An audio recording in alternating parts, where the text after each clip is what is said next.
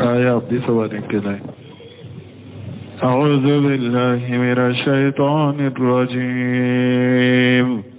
بسم الله الرحمن الرحيم. والذي أوحينا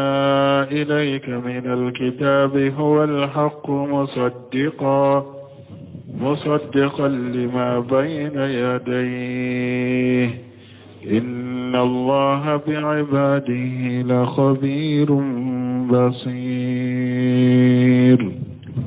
بسم الله الرحمن الرحيم. والصلاة والسلام على نبينا محمد وعلى آله وأصحابه وسلم تسليما كثيرا. سبحانك لا علم لنا إلا ما علمتنا إنك أنت العليم الحكيم. أستغفر الله الذي لا إله إلا هو الحي القيوم وأتوب إليه. اللهم انفعنا بما علمتنا وعلمنا ما ينفعنا وزدنا علما.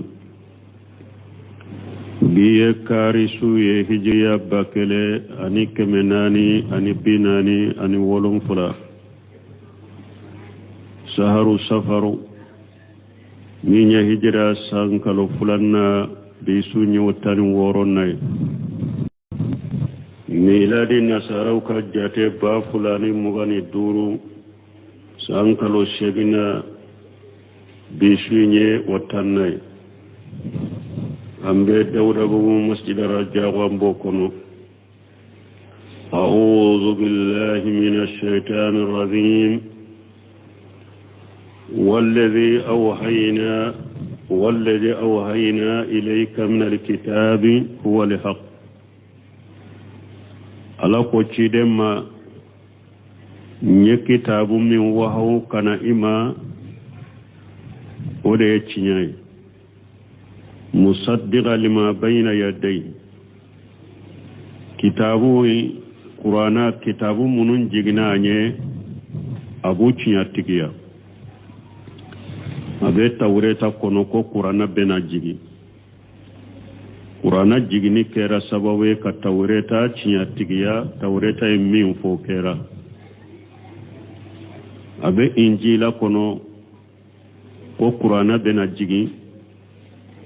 قرآن جيغني إنجيلا تشياتيكيا. إن الله بعباده لخبير بشير. على أكجون وكاكون كونونا نكنما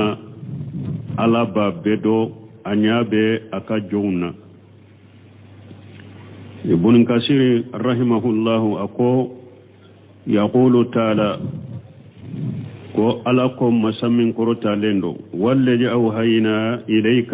يا محمد من الكتاب وهو القرآن. ولا كتشيد ما كتاب من شيما كتاب جماع قرآن هو الحق مصدقا لما بين يديه أي من الكتب المتقدمة بصدقها. وقرآن يتشيد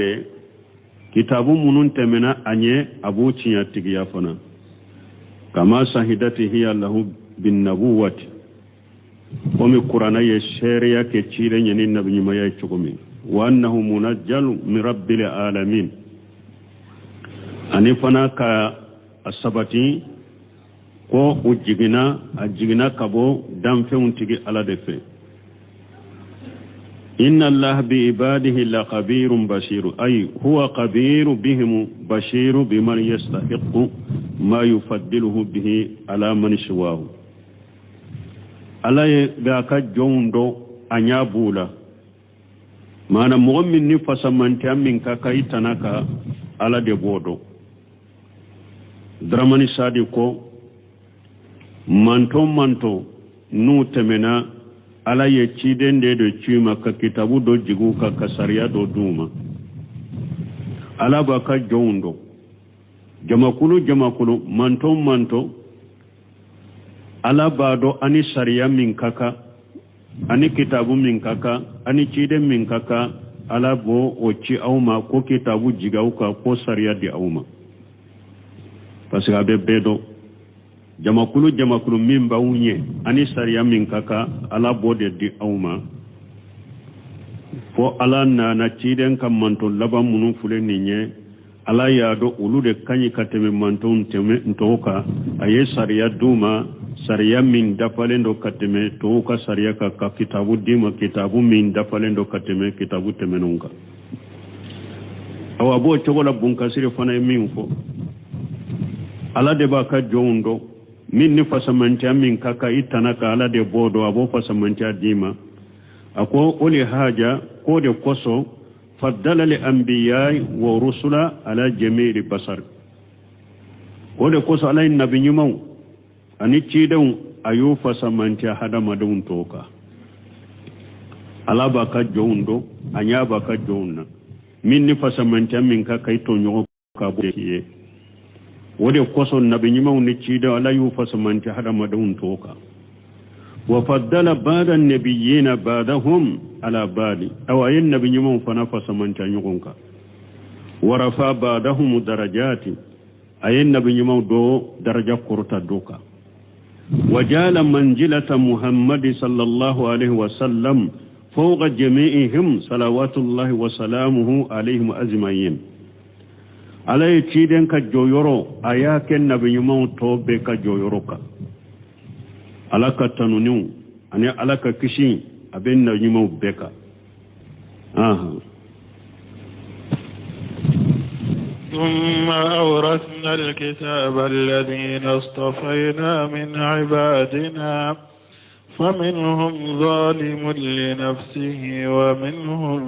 مقتصد ومنهم سابق بالخيرات بإذن الله ذلك هو الفضل الكبير ثم أورثنا الكتاب الذين اصطفينا من عبادنا تمامي علي القرآن التنو ko qur'ana cinya de kitabu munun temena nye ayu cinya tigiya ako alayo qur'ana wo kitabu ko aya di jomma aya ka jommunu suganti ko aye qur'ana duma mana aye qur'ana ciye duma wiyata ciye la mana ka qur'ana duma dili de do parce que ciye akore munyani mo min fatura na ye minto eta ye minya beta kadima de mana qur'ana dira ko alaye qur'ana di aka jomma ye jommunu sugantiya faminhum jalimu li nafsihi jomunu sugantira ni qur'ana diru ma minye ciiden kam manton ye ulu fana la yutila tila yuru masawa ala ye ciiden kam manton de sugantiya ka qur'ana duma ciiden kam manton fana ala yutila qur'ana kola tila yuru masawa faminhum jalimu li nafsihi qur'ana ciedira jomunu man ala suganta qur'ana cieduma adobe yere kwera yere kuntonyo bagawye boye jonye tawsiri sahalenna munu uma alaka wajibi beke uye haramu do fanake silamaw de do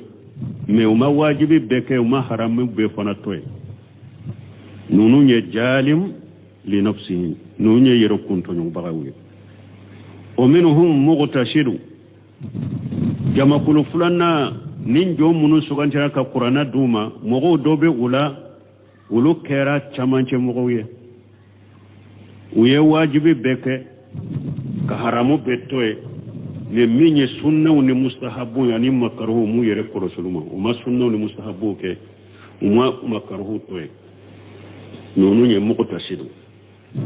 wa minhum sabiqu bil khairati bi idnillah jamakulu sabana jomunu sugantira na ka qur'ana duma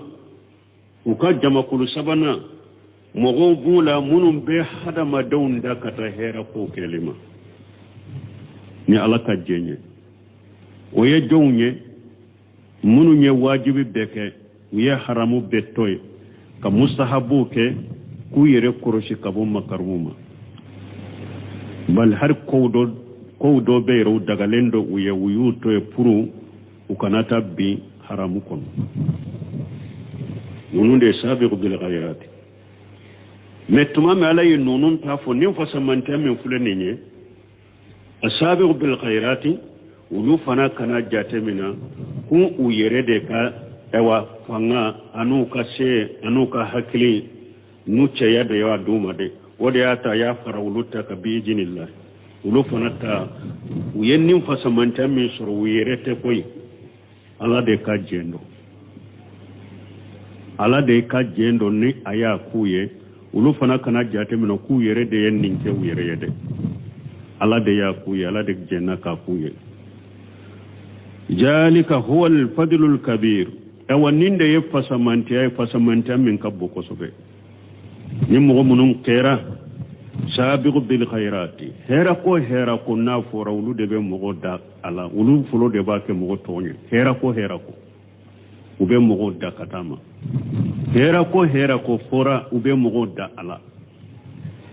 ni ala ninke mo minye ni ye fasamanta min kabbo ko sobe yaqulu ta'ala bunkasiru ko ako ala ko masamin kortaleno summa jalina alqaimina bil kitabil azim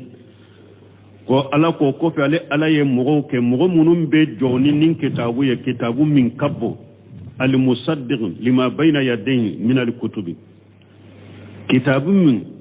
min ni kitabu munun temenaye ayuci ya tigiya allazi safaina min ibadina ni alaka jomunu nyu sugantiya nu jorani nin kitabu bayinye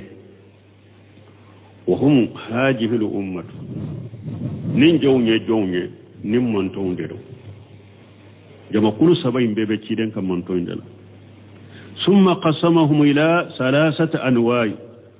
o ko fe alaye ciden kan monton ayemunu sugantiya nu islamiyara ka qur'ana ciye doma nin kitabu bay ala yutila atatila yurma saba وقال فمنهم جالم لنفسه وهو المفرط في فعل بعض الواجبات المرتكب لبعض المحرمات مغتسل جالم لنفسه جوني من فارترا واجب دولا أي حرام كو دوكي من تقول جالم لنفسه أفارترا واجب دولا أموكي haramu ko fana dobe aye uluke ne jalimu le news o minhum muqtashidu do fana be o ye kere ko ye be chamanchala wa huwa al muwaddi li wajibati tariku li muharramati muqtashidu ya jonye aye wajibu ke aye haramu toy wa qad yatruku ba'da al mustahabbati ويفعل بعد المكروهات أبسك في مستحب دوتوي كا مكروه دوكي ني مغتسل أي واجب بك أي حرام بتوي ني أبسك كي مستحب دو أي ولوتوي مكروه دو أي ولوكي ني مغتسل ومنهم سابق بالخيرات بإذن الله وهو الفائل لواجبات والمستحبات سابق بالغيرات الدنيا من يواجبوك مستحبوك في منون كانونيدو في منون واجبرك أيوك في منون كانونيدو أيوك تارك للمحرمات والمكروهات وبعد المباحات أي حرامكو بتوي كما كروكو توي ka hari fen daga lewun do yere toy yere kurusi kama ninde togoye ko sabiqu bil khairat nununde sabiqu bil khairat uye wajibi beke uye haramu betoy ka makruh betoy ka hari fen daga lewun do toy yere kurusi kama uriyani ibn abbas fi qawli ta'ala uya maflaka bo ibn abbas bolalaka kumala summa awrasna alkitaba allazina safayna من عبادنا قال هم أمة محمد صلى الله عليه وسلم بنا بس كو نينجو منو فلني ني على القرآن دوما o muhammadu kammanton ciden kammanton de do warasahumullahu ta'ala kull kitabi anjalahu fajalimuhum yaghfiru lahum aw alaya ceduma wa warasahumullahu ta'ala kull kitabi anjalahu kitabu na jigna alaya becciye de ciden kammantoma parce que tawreta o injila min tumbu kono na sahalendo o be qur'ana kono min masaha qur'ana yo touché abe komi ni ye barake ni qur'ana yi abe komi ye barake ni tawreta ni injila o de to sadi ba ko ni mogo ko le limana ni kitabu temene munye amal limana ni qur'ana yi har kitabu temene amal limana nuye har kitabu temene amal limana nuye parce que avec kitabu temene kono ni limana ni tawreta ibe limana ni qur'ana parce que tawreta ya fo ko qur'ana ya ala détail ala ka kumalo ni limana ni injila ibe limana ni qur'ana parce que injila ya ira de qur'ana bena jigide ala ka kumalo ni ya emal limana ni qur'ana ima so qur'ana ma ima so tawreta ira de ma ima so injila ira de ma sino ni sonna nunuma ibe so qur'ana ma wodi ato akobun kasiru ko ala ye kitabu be ciedi tiden kam mantuma ay kitabu jigi fajalimuhum yughfaru lahu tiden kam manton nimmin kera yere kuntonyo bagay ala bo junubu yafa ay wa mugtasiduhum yuhasabu hisaban yasira o kaccamanche mugo ala be wulu kolosiri min kanugo وسابقهم يدخل الجنة بغير حساب وكم من يمغو دكتا هيرا كوما سابق بالغيرة من بولا ولو بدو الجنة كنو كسرو على مفيش وهكذا وريا عن خير واحد من السلف من فلك ما فلك بو ابن عباس بولو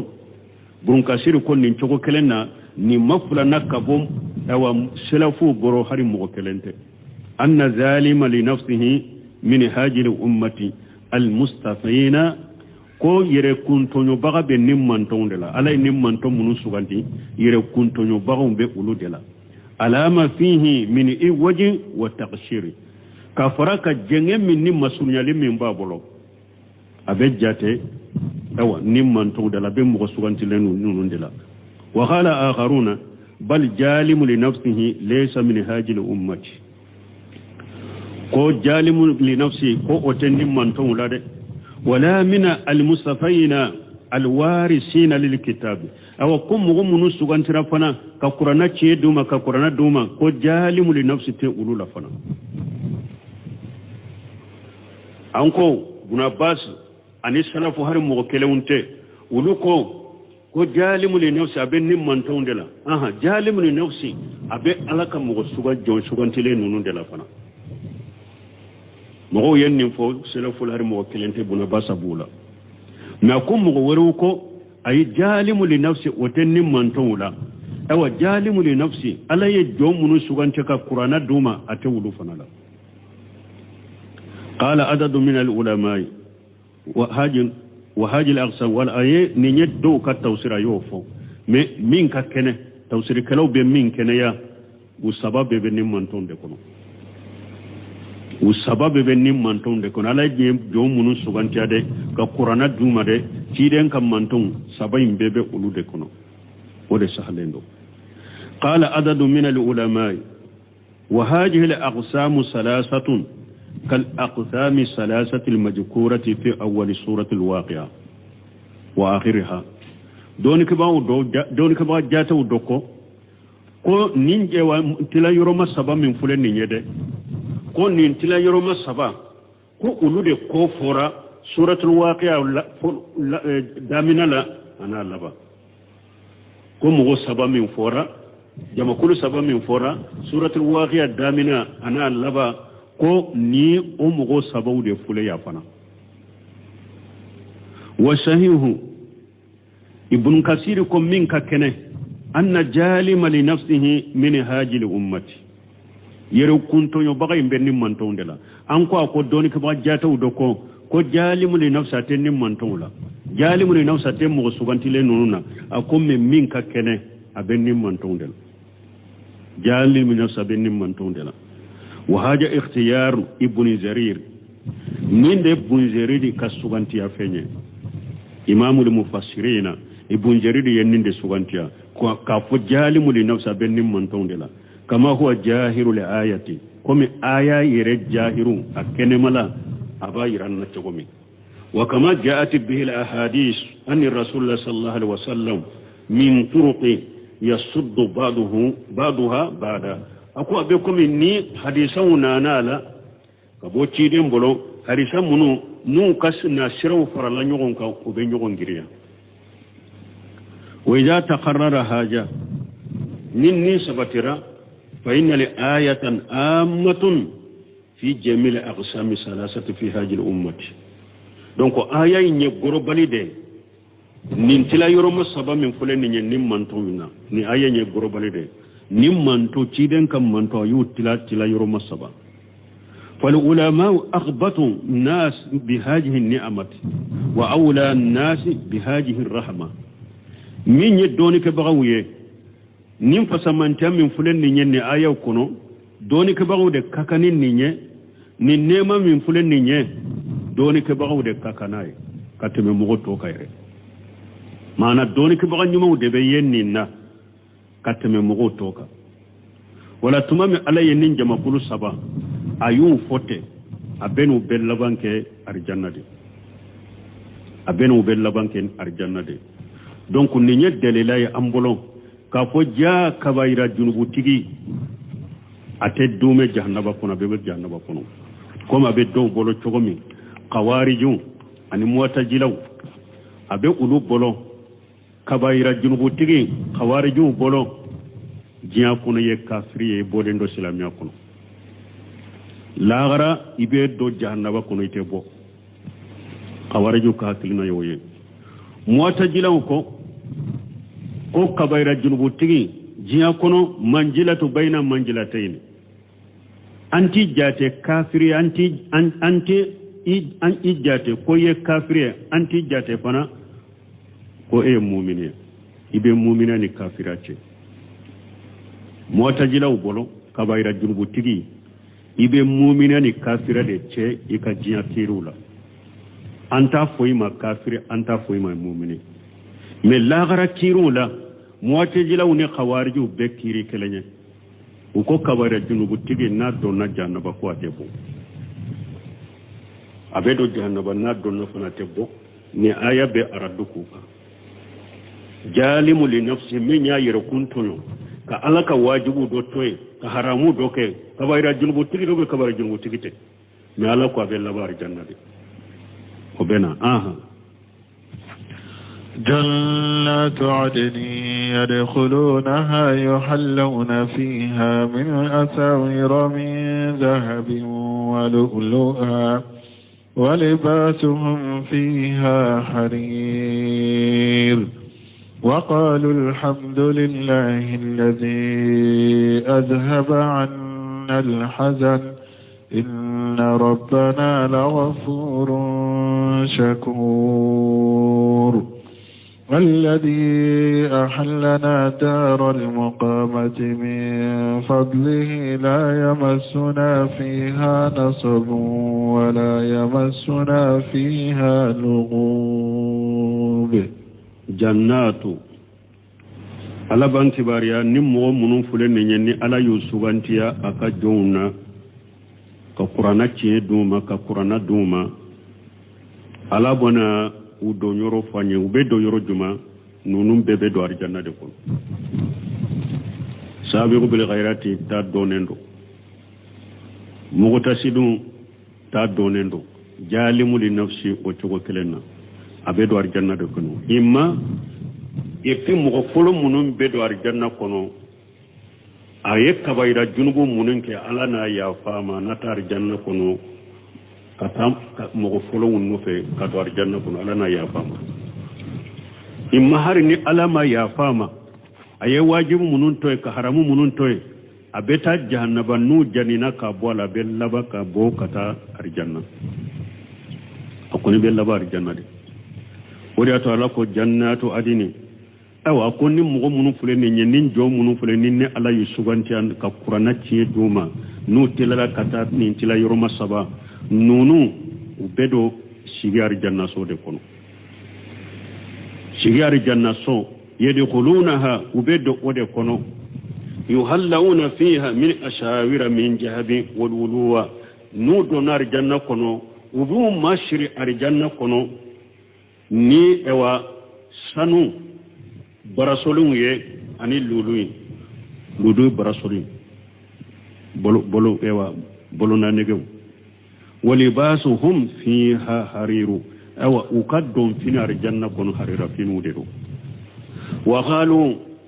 min jama kullu sabayin ko kutar janna kono alhamdulillahi alladhi azhaba anna li hajana tanube masay masaminye sukasi takabo ambolo sukasi min tumbanna tanube alaye masaminye oddu sukasi takabo ambolo inna rabbana laqafuru shakur anti ala anka junubu ya fa bagade do barikadda ba masade do nye barafitin munun ka yuminanye alladhina ahallana daral muhammat min fadlihi ala de na yan sigi ayan jigi sigi kasokono na ka fasamantai imaya har nunun donari janna min kono mo masagi katu yerma ala ka fasamanto ben hadisala sarhula tawsirila ala ka fasamanta de be mo do janna kono ikabara wutede alede ya anjigi shigi kar janna kono naka fasamanti yayi la yamassuna fiha nasabu shigeta ansuru wala yamassuna fiha lughub la futan sorofana ante shege tan soro shege man soro arjanna kono la fu man soro tafsirkala ko abdurrahman sadiqo kon nunu fula kore munye mana ala yu fari kolo kisi segema ku dusukun fana kisi segema fari kolo kene mala lafiya lendo dusukun lafiya lendo mogo do bese ka ke fari kolo lafiya lendo me dusukun de gulendo i dusukun seganendo mogo do bese ka ke dusukun lafiya lendo me fari kolo kene mala segelendo ala bi arjanna dum kisi de fari kolo kene mala segetala dusukun segetala segete la fute yogo beru taala burun kasir ko ala banke bariya masamin kortalendo anna haulai almustafaina min ibadihi onni mugo sugalin tile munu fulen nyala ka jonna allazina ursilu kitaba almunazzala min rabbil alamin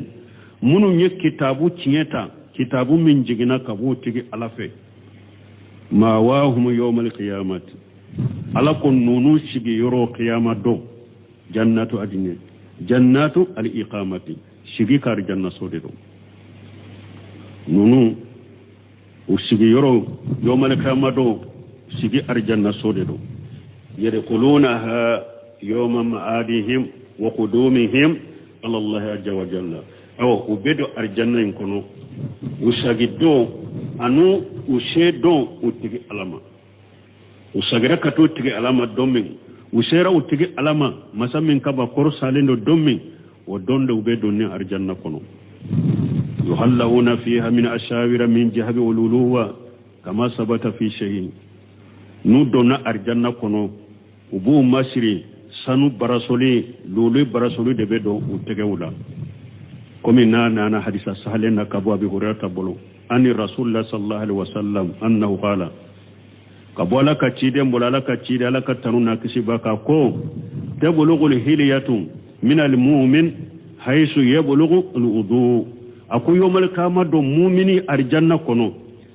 if itegela ika salliji be se yoro la ika masiri be so yoro la mana mu'mini arjanna kono itege kata ewa tege kanna kata nongo abeye masiri de nu e sani barasoli be yoro me be luri barasoli be woriye barasoli be u be nunu de sogi nyogo na itege na fokata saliji be da yoro me abbe masiri kidanya ni ko sallallahu alaihi wasallam walibasuhum fiha hariru ولهذا كان محجور عليهم في الدنيا فأباهه الله تعالى لهم في الآخرة أو أرجنا دون قد دون فينو أرجنا كنو حريرة دو نند قصو جيا كنو علي حريرة حراميا مؤمن كيمو بلو قد دقوية لاغرا وثبت في صحيح أن رسول الله صلى الله عليه وسلم وثبت له حديث سالم كنو على كثير لك تنون كسبك قال كو من لبس الحرير في الدنيا لم يلبسه في الآخرة كيدن كوني مغو كيدن كمانتون تشيمو دي كودو أكوني مغو ني حرير فيني دو جيا كونو ko yomale khama do hari nit do nar janna ko ne te harira fini ita do ar janna ko la gar harina firite do ila ni ya do jian ko a haram yaray bolo ne minye kiden kam manto muso mawye harira daga uluye parce que wulu dabura ko masiru cewye de hadisa wore na cide dondola aye harira ta bolo dola ka ewa sanu ta bolo dola akon nun fula ala yu haramu yankan mantun ce mauma jiya kono mumini fule silama sanu bolo nan dege ce te se kado sanu barasoli a haramu yara ce ma sanu cene lama ce kado ikanna haramu do na dagara muso ku yere masirini sanu ye a dagara ku yere masirini harira fini ye men nunu fula haramu yara ciren kan mantu ce mauma ni mo ya harira yindo jiya kono ita do lagara me harira min do harira al harira sunai o kote de parce que finin nugo lembe mo do bolo sisa fini ye finin nugo len ba fo ko harira ay ijinu be harira fini munun dila harira fini munun be dila sisa ciren kanton o made ko ciren kanton be harira minna o be bo e wattumu do de ba fo dudatul khans o harira otumu adaji lama debe bo otumu ina o debe ke harira ci de nyo harira de haramuya duratul qans harira min be bo ola o harira de haramuya ra ci de mbolo e me fini salaga munu ni ijinu wudila ni o madila ka bo o sugula doni ka bo ba fu harira sunayi ko lu ko tede ci de nya harira mi haramuya wotoye donc ci de nya harira mi haramuya ni keke yo do jiya kono ito do lahara wa qala hiya lahum fi dunya wa lakum fil akhirati awa tiden ko ni harira min fulani ne kafiru de tado jiya aw mu'minu tado lahara de kafiru de taye harira jiya kono me aw mu'minu tado lahara de aw kana harira do jiya kono silamo wa qalu alhamdulillahi alladhi ajhaba anna li hajana wa huwa alqawf min almahjur tumami nim mo saba donar janna kono o ko tanube alay masammi nye dusu kasi takabo ambolo aya la takabo ambolo dusu kasi nye munye wal khawf min al mahjur hada made ko do bake kana ima ko mi mani ibake kasira koro hajana yo ode ko do bena ima ko mi mani ibe sira koro o nye silen bima o bafu ode male hajana yo ode ajahahu anna tanube alaye anka joroko masammi ni joroko munum banna ni alayu uta kabwambolo warahana mimma kunna natakhawafahu wa nahjaruhu alaya ahaklis aya alaya lafiya antum bisra minna antum bijru min koro alaya lafiya kabwama min humumi dunya wal akhirati jiya hammiuna ani laghara hammiu jiya hammiuni laghara hammiu antum bisra jiya hammi munun tumbalna laghara hammi munun tumbalna antum bisra munun koro kajoro munun koro ala yulata kabo ambolo tanube alay alladhi ahallana daral muqamati min fadlihi yaquluna alladhi atana hadhihi almanzilata wa hada almaqama ubafo tanube alaye masammi na yanni ewa njigi yoron anini shigi yoron na ya damma min fadlihi na ka fasamantai wa mannihi wa rahmatihi ana ka fonnan shirana kan nema lam takunu amaluna tusawi zalika an ka baaraw tun tɛ se ka nin bɔ an ka baaraw tɛ se ka nin sɔrɔ ala de ka fasamantaro n'a ye nin nɛɛma d'a ma kama sabata fi sahihi komi n'a nana a nana bugari muslimu kɔnɔ cogo min anna rasulullah sallallahu alaihi wasallam qala ko ala ka cide ala ka tanu n'a kisi ba ka ko lan yudkhila ahadan minkum amaluhu aljannata ciden ko mɔgɔ si tɛ aw la ni ka baara bɛ se k'i ladon arjanna kɔnɔ qalu wala anta ya rasulallah sebo ko hari ala ka cide qala wala ana ciden ko hari ne yere ne ka baara tɛ sigin do arjanna kɔnɔ de illa yatakhammadani allah ta'ala bi rahmati minhu wa fadli fonni alayhi sutura ni akan nemai ani fasamanta min be bo afede sino hari ne yere ka baara tɛ sigin do arjanna kɔnɔ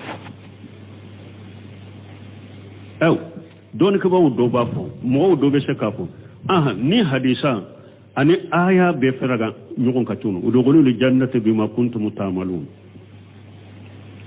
ayido ari janna kono na ka barawu sababu wa aya ani ni hadisa ciden ko mo ka barata siki do ari janna kono ku be fara nyugon ka tugudi don ka bawo ko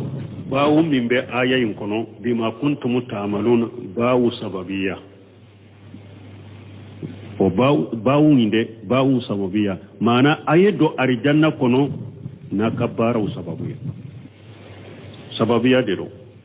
bara de be ke sababuye ala ba ka fasa manta faraka bi do arjanna kono ayin taye bawu sababiya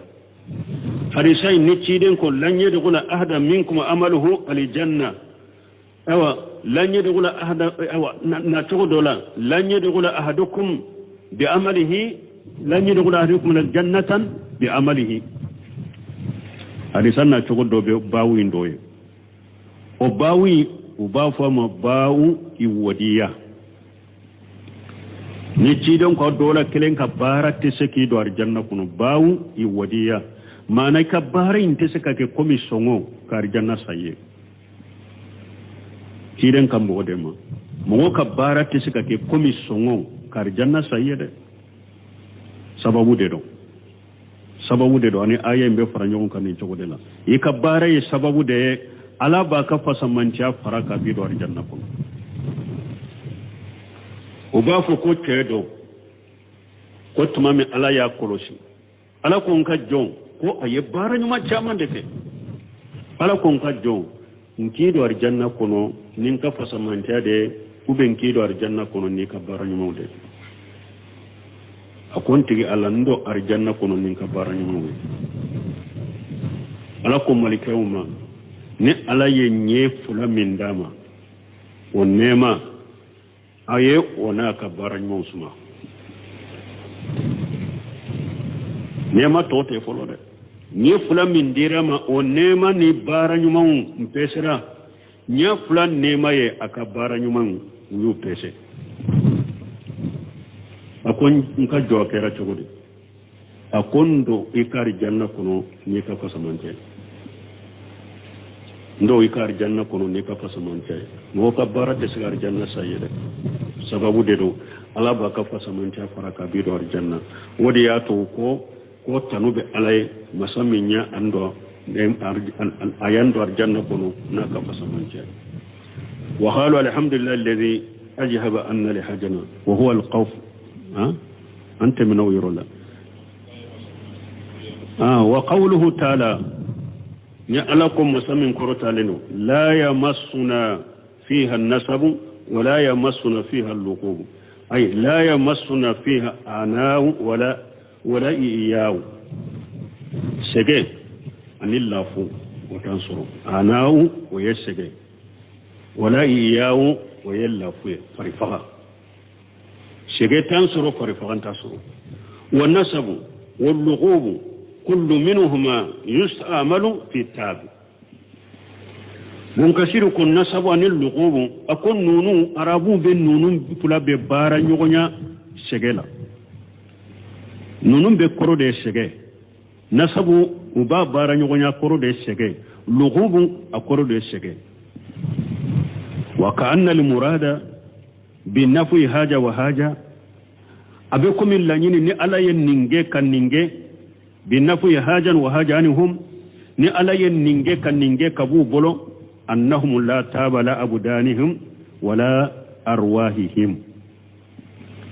لانين يدي نو فلا فر لا نيونكا سيجي تو كفر كولوكا سيجي تو كان نيونكا komi ñafon ko abdourahmane sadi ale ba fo segentu ka fare kolo ka segentu ka dusukunka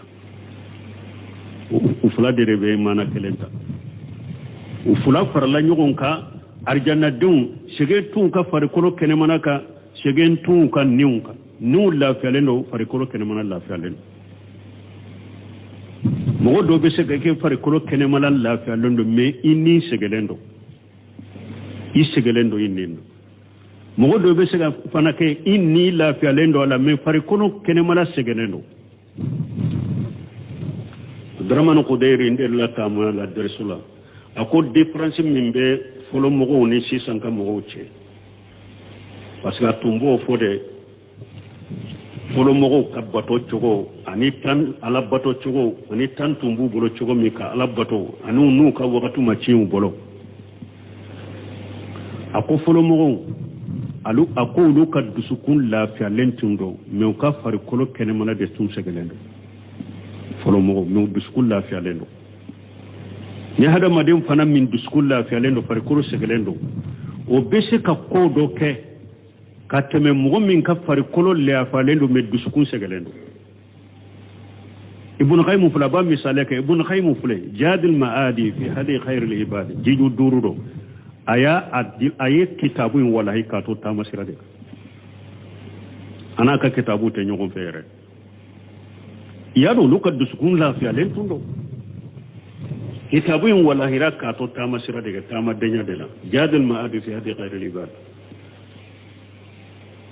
bon aya misale ka ko sa ko fulo mogon dusukun lafiya len tundo pare ko seglen tundo mana ulutumbe ka tamo ku shendela ube falimu ube so kilo bakele kilo keme duru numa tama usena uba tama falila ube uba ta ewa atama nyamela ube uba tama sona farikolo sigenendo me wudu sukun la fiade tumbala dusukun ma fantilendo tawhidini ke mana min tumbe o ka dusukun la fiade me 600 kam mo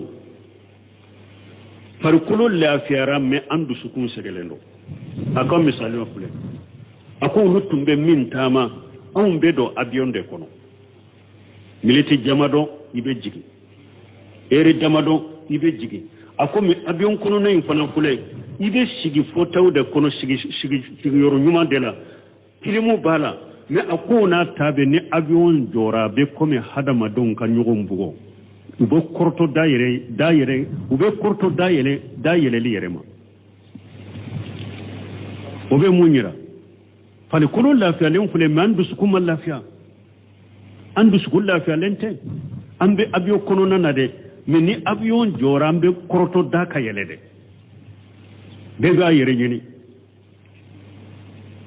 donc o ya yira de am fali kulu lafiya len fule me andu sukuma lafiya dusukun segelendo donc arjanna dew ala yo fulay mbede duma fali kulu kene me la lafiya lendo dusukun lafiya lendo ako tawsir kala ko fulay farala ñukon ka wode kama wallahu a'lam wa min zalika annahum kanu yudayibuna anfusahum fil ibadati fid dunya abu kono mu'minu fule utumbu ukafari kulo adabu ka sege ala bato de la jian kono fasagata anhum at-taklif bid-dukhulha aw min yabaraye aya ala yubika buka ni arjanna doniye wasaru fi rahati da'imati mustamirrati ulabana la fiya min yakudai badabadai qala allah tabaaraka wa ta'ala alakum masami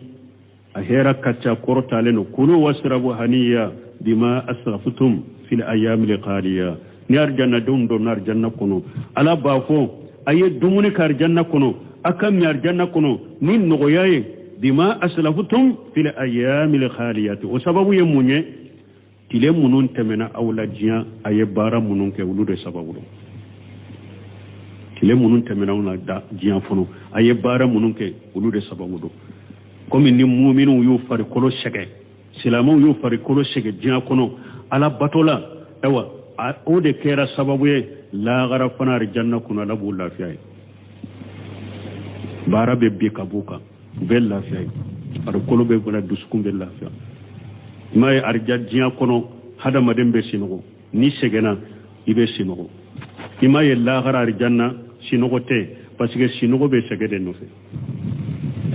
sinɔgɔ tɛ abdurahmani sari de bɛ ninnu bɛɛ fɔ a ko mun na sinɔgɔ tɛ arijanna parce que sinɔgɔ bɛ diɲɛ mun na parce que ni hadamaden sɛgɛnna de dɔrɔn i dara i bɛ sinɔgɔ sɛgɛ tɛ arijanna kɔnɔ mɔgɔ tɛ sɛgɛ arijanna kɔnɔ o de y'a to sinɔgɔ tɛ kɛlɛ a filanan a ko ni arijannadenw donna arijanna kɔnɔ u bɛ yen kudakuda yɛrɛ barabara de u bɛ yen saya tɛ a ko sinɔgɔ fana ye saya fitinin de o de y'a to arijannaden tɛ sinɔgɔ sinɔgɔ kun ye sɛgɛnna de sɛgɛ tɛ arijanna kɔnɔ sinɔgɔ ye saya fitinin de ye saya tɛ arijanna kɔnɔ a fitinin tɛ kunbaba tɛ an bɛ ala deli tuma min a ye nin fɔ a ko an bɛ ala ɲini ala fɛ ala kan kɛ ni arijanna dunkɛw ye ni arijannadenw ni arijanna dunkɛw ala kan far'u kan kan don arijanna kɔnɔ n'a ka fasamantiya ye subhanaka allahumma rabbana bihamdika ashhadu an la ilaha illa anta astaghfiruka wa atubu ilayk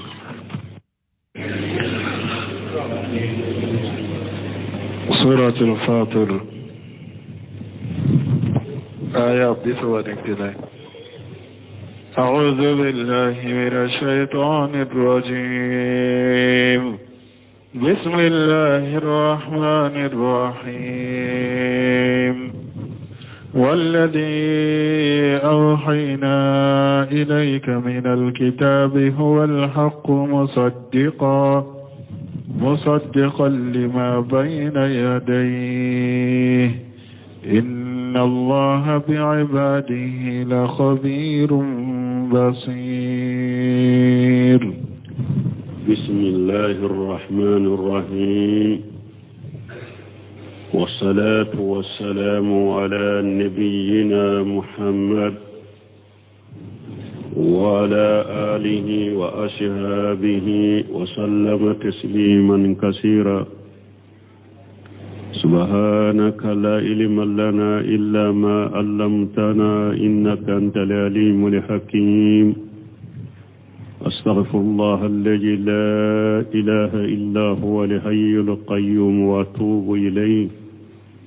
اللهم انفعنا بما علمتنا وعلمنا ما ينفعنا وزدنا علما biye karisu ye hijriya bakele ani kemenani ani binani ani wolonfula saharu safaru minya hijra sankalo fulanna bisu nyotani woronay miladi nasaraw ka jate ba fulani mugani duru sankalo shegina bisu nye watannay ambe dawda bu masjid rajawa mbokono a'udhu billahi minash shaitanir rajim والذي أوحينا إليك من الكتاب هو الحق ala ko ciden ma nye kitabu min wahaw kana ima o de ye tiɲɛ ye musaddiqa lima bayna yaday kitabu qur'ana kitabu munun jigina anye abu tiɲɛ tigiya abe tawreta kono ko qur'ana bena jigi qur'ana jigini kera sababu ka tawreta tiɲɛ tigiya tawreta ye min fo kera abe injila kono ko qur'ana bena jigi qur'ana jigini ye injila tiɲɛ tigiya inna allaha bi ibadihi laqabirun bashir ala aka jon uka ko konona nu kenema ala ba bedo anyabe aka jonna ibn kasir rahimahullah ako yaqulu ta'ala ko ala ko masamin korota lendo wallazi awhayna ilayka ya muhammad min alkitabi wa huwa alquran wala ko ciden ma nye kitabu min cima kitabu juma qur'ana